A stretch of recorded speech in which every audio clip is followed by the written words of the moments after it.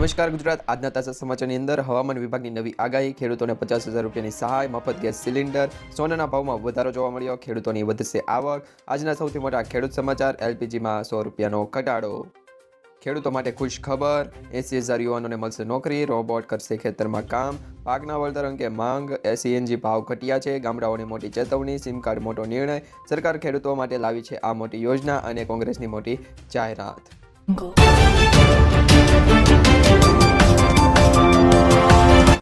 નમસ્કાર ખેડૂત મિત્રો, તમારા માટે આજના તાજા અને ઉપયોગી ખૂબ જ મહત્વના સમાચાર આવી ગયા છે. આજના આ સમાચાર જોવા માટે આજનો આ વિડીયો અંત સુધી જોતા રહેજો, તેમજ તમારા દરેક મિત્રો સુધી આ સમાચાર મોકલી દેજો, જેથી કરી અમને પણ પ્રોત્સાહન મળે અને દરેક મિત્રોને આ સમાચાર વિશે જાણકારી મળે. તો તમારા દરેક ગ્રુપમાં આ સમાચાર શેર કરી દેજો. અને જે પણ મિત્રો નવા છે અમારી આ યુટ્યુબ ચેનલ પર, એમને ખાસ વિનંતી છે, ચેનલને સબસ્ક્રાઇબ ન કરી હોય તો અત્યારે સબસ્ક્રાઇબ કરી લેજો, જેથી કરી આવા ડેઇલી સમાચાર, તમારા ઉપયોગી અને કામના સમાચાર તમને સમયસર મળતા રહે.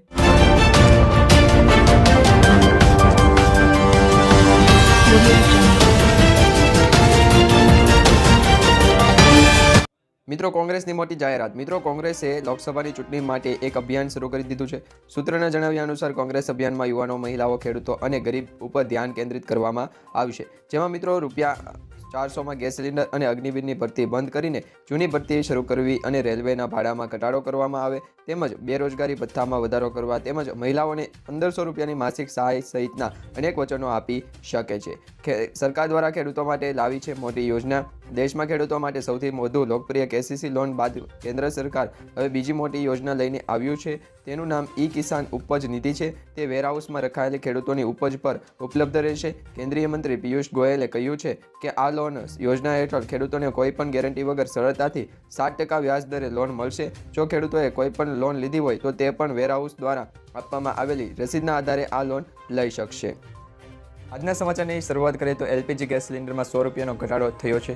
જે ગેસ સિલિન્ડરમાં 200 રૂપિયાનો ભાવ ઘટાડો થયો હતો, એ ગેસ સિલિન્ડરમાં ફરી એક વખત 100 રૂપિયાનો ઘટાડો જોવા મળી રહ્યો છે. મહિલા દિવસ પર મોદી સરકારે મોટી ભેટ આપી છે. એલપીજીના ભાવમાં 100 રૂપિયાનો ઘટાડો કર્યો છે. વડાપ્રધાન નરેન્દ્ર મોદી સાહેબે ટ્વીટ કર્યું હતું કે આજે મહિલા દિવસ પર અમારી સરકાર એલપીજી સિલિન્ડરના ભાવમાં 100 રૂપિયાનો ઘટાડો કરવાનો નિર્ણય લીધો છે. આનાથી દેશભરના લાખો પરિવાર પરના નાણાકીય બોજ નોંધપાત્ર રીતે હળવો થશે. ખાસ કરીને અમારી નારી શક્તિને પણ ફાયદો થશે. તો મિત્રો, તમને શું લાગે છે કે આ નિર્ણયથી શું જે દેશભરના લાખો પરિવાર છે એમના નાણાકીય બોજમાં નોંધપાત્ર ઘટાડો જોવા મળશે કે નહીં, એ તમે નીચે કમેન્ટમાં જણાવી દેજો.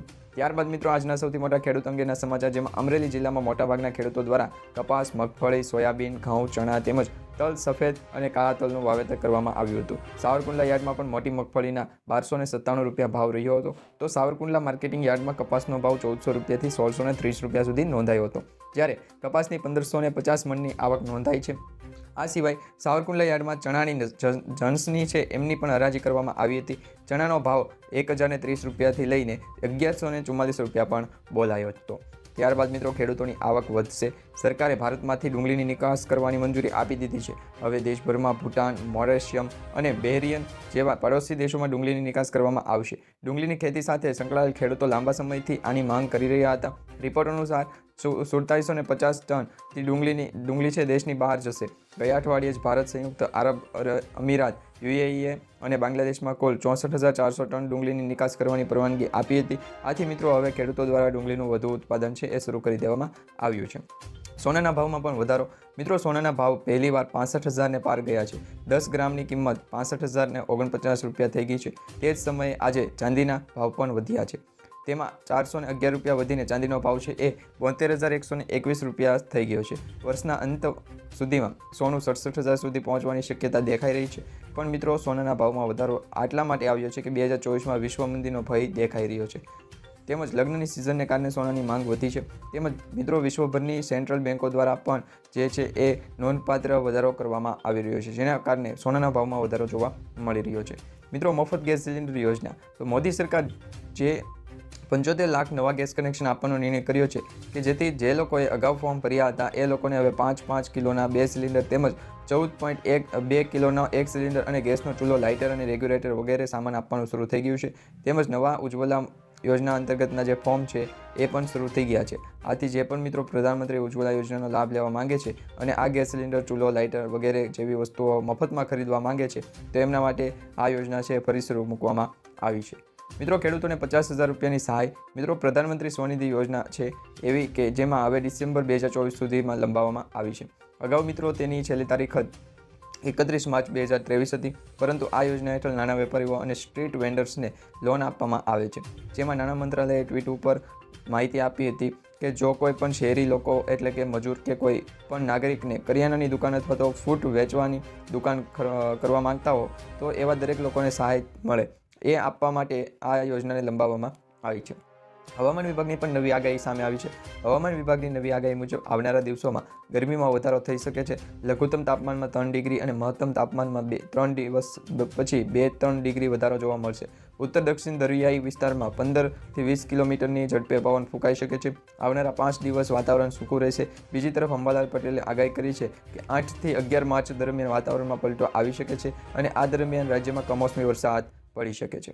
મિત્રો ખેડૂતો માટે ખુશખબર. સરકાર ખેડૂતોને મોટી ભેટ આપવાની તૈયારી કરી રહી છે. મોદી સરકાર પ્રધાનમંત્રી ફસલ વીમા યોજના હેઠળ ખેડૂતોને પાક માટે આપવામાં આવતા વીમા કવરેજનો વ્યાપ વધારવા જઈ રહી છે. આગામી દિવસોમાં ખેડૂતોને આ યોજના હેઠળ તલાવ, ટ્રેક્ટર અને પશુઓ વગેરે માટે વીમા કવચનો લાભ મળી શકે તેવી મોટી તૈયારીઓ ચાલી રહી છે.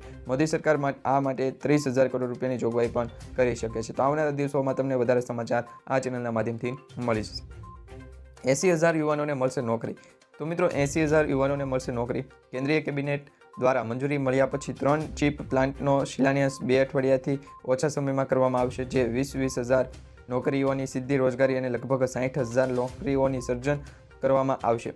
આ માટે ગુજરાત સરકાર દ્વારા મોટું રોકાણ કરવામાં આવી રહ્યું છે. ગુજરાતમાં 22,500 કરોડના માઇક્રોન સેમિકન્ડક્ટર પ્લાન્ટમાંથી પ્રથમ વખત નિર્મિત ચીપ આ વર્ષે ડિસેમ્બરમાં આવવાની છે.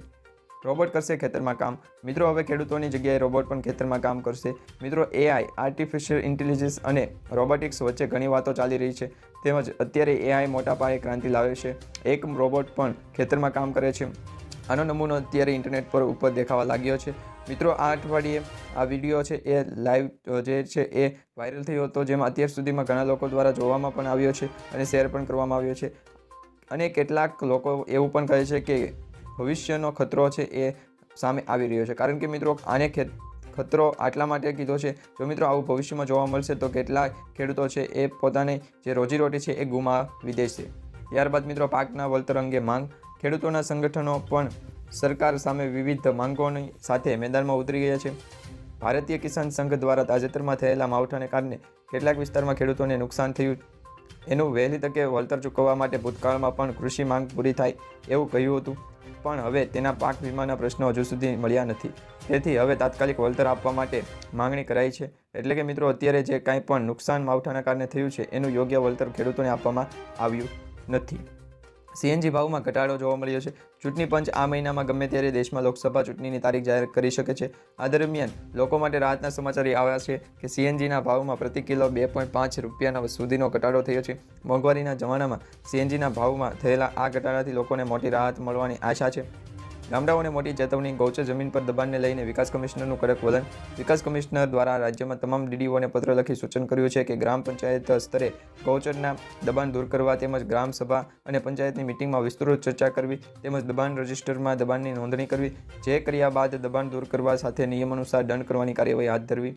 સિમ કાર્ડ માટે મોટો નિર્ણય. 2024માં એક જ આધાર કાર્ડથી 9થી વધારે સિમ કાર્ડ ખરીદનાર વ્યક્તિને 50,000થી લઈને 2 લાખ રૂપિયા સુધીનો દંડ ફટકારવામાં આવશે. જો કોઈ વ્યક્તિ નવું સિમ કાર્ડ મેળવવા બીજાના સરકારી આઈડીનો ઉપયોગ કરતો જણાશે તો તેમને પણ 3 વર્ષની જેલ થશે અને 50 લાખનો દંડ કરવામાં આવશે. નવો કાયદો લાગુ થયો છે. સરકાર ખેડૂતો માટે લાવી આ મોટી યોજના. અને મિત્રો કોંગ્રેસની મોટી જાહેરાત. મિત્રો કોંગ્રેસ લોકસભાની ચૂંટણી માટે એક અભિયાન શરૂ કરી દીધું છે. સૂત્રોના જણાવ્યા અનુસાર કોંગ્રેસ અભિયાનમાં યુવાનો, મહિલાઓ, ખેડૂતો અને ગરીબો ઉપર ધ્યાન કેન્દ્રિત કરવામાં આવશે. જેમાં મિત્રો ₹400માં ગેસ સિલિન્ડર અને અગ્નિવીરની ભરતી બંધ કરીને જૂની ભરતી શરૂ કરવી અને રેલવેના ભાડામાં ઘટાડો કરવામાં આવે તેમજ બેરોજગારી ભથ્થામાં વધારો કરવા તેમજ મહિલાઓને આજના સમાચારની શરૂઆત કરીએ તો ડુંગળીના ભાવમાં અનેક વચનો છે. પહેલા 15થી 25 રૂપિયા પ્રતિ કિલો વેચાતી હતી, એ હવે વધીને 17 રૂપિયાથી 27 રૂપિયા સુધી કિલોના ભાવે પહોંચી ગઈ છે. રિપોર્ટના જણાવ્યા અનુસાર આગામી દિવસોમાં ભાવમાં વધારો જોવા મળી શકે છે.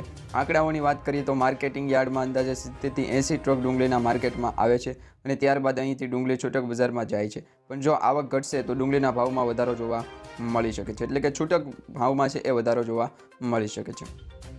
હવામાન વિભાગની નવી આગાહી મુજબ આવનારા દિવસોમાં ગરમીમાં વધારો થઈ શકે છે. લઘુત્તમ તાપમાનમાં 3 ડિગ્રી અને મહત્તમ તાપમાનમાં 3 દિવસ પછી 2 થી 3 ડિગ્રી વધારો જોવા મળી શકે છે. ઉત્તર દક્ષિણી દરિયાઈ વિસ્તારમાં 15 થી 20 કિલોમીટર પ્રતિ કલાકના પવન ફૂંકાઈ શકે છે. આવનારા 5 દિવસ વાતાવરણ સૂકું રહેશે. બીજી તરફ અંબાલાલ પટેલે આગાહી કરી છે કે 8 માર્ચથી 11 માર્ચ દરમિયાન વાતાવરણમાં પલટો આવી શકે છે અને કમોસમી વરસાદની પણ આગાહી છે.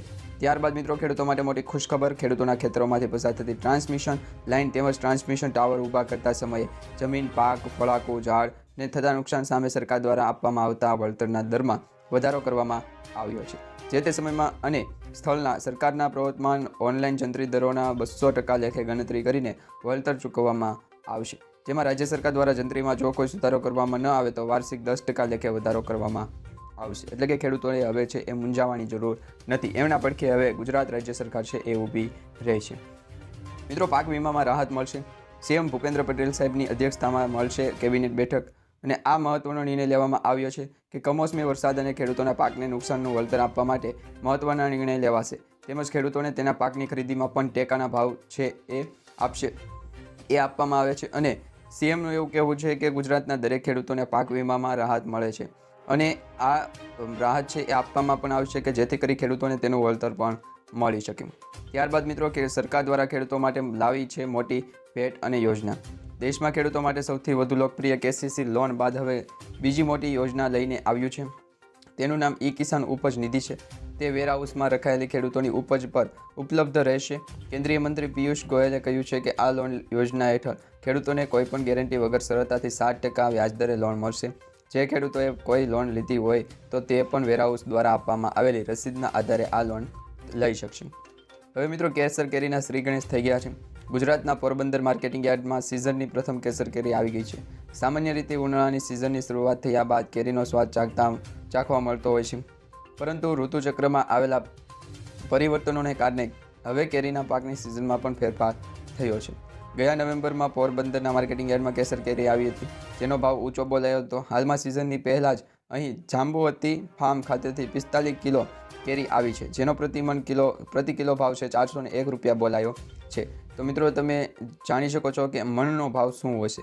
કિલોનો ભાવ જો 400 રૂપિયા હોય તો મણનો ભાવ છે એ તમે અંદાજો લગાડી અને નીચે કમેન્ટમાં જણાવી દેજો. ખેડૂતો માટે મોટી ખુશખબર. તેમજ વધુમાં ઉર્જામંત્રી કનુભાઈ દેસાઈએ જણાવ્યું છે કે ટ્રાન્સમિશન લાઇનોના કારણે જમીનના મૂલ્યમાં થતા ઘટાડા અંગે સરકાર દ્વારા ચૂકવાતા વળતરમાં પણ સુધારો કરાયો છે. જમીન માલિકીની જમીન ઉપરથી પસાર થતી વીજ લાઇનની પહોળાઈ તથા લંબાઈને અનુલક્ષીને જમીનના વિસ્તારના 15%ની જગ્યાએ 25% મુજબ વળતરનું ચૂકવણું કરવું પડશે. ખેડૂતોની માંગ એવી છે કે વળતર પૂરું મળે. લોકસભા ચૂંટણી નજીક આવી રહી છે ત્યારે ખેડૂત સંગઠનો પણ સરકાર સામે વિવિધ માંગ સાથે મેદાનમાં આવ્યા છે.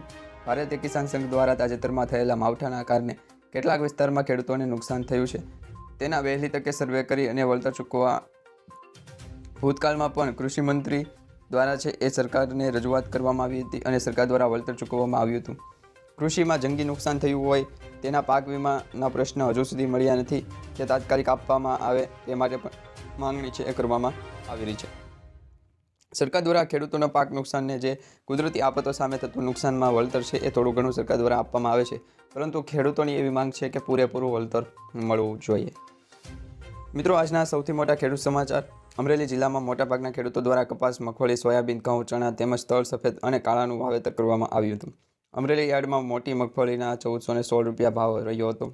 અમરેલી યાર્ડમાં કપાસની જણસીની હરાજી કરવામાં આવી હતી, જેમાં કપાસનો ભાવ 1042 રૂપિયાથી લઈને 1451 રૂપિયા બોલાયો હતો. અમરેલી માર્કેટિંગ યાર્ડમાં 2210 ક્વિન્ટલ કપાસની આવક પણ થઈ હતી.